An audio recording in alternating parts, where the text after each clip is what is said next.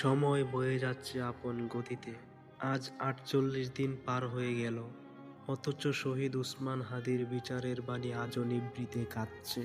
চারিদিকে এখন নির্বাচনের উৎসব, মিছিল আর স্লোগানের গর্জন।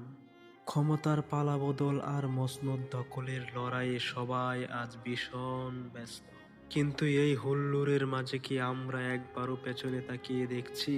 সেই ঘরটির দিকে তাকিয়েছি যেখানে আজ হাদি ভাইয়ের মায়ের দীর্ঘশ্বাসে বাতাস ভারী হয়ে আছে?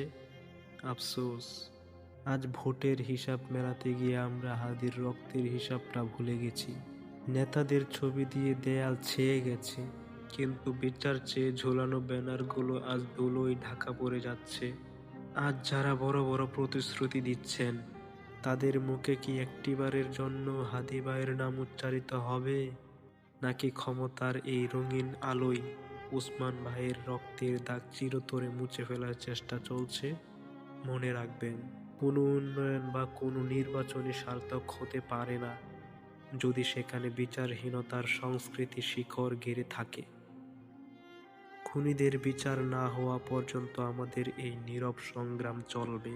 আমরা উৎসব চাই না, বিচার চাই। আজ ৪৮ দিন। এই সময়টা কোনো সাধারণ সংখ্যা নয়, এটা আমাদের বিবেকহীনতার এক করুণ দলিল।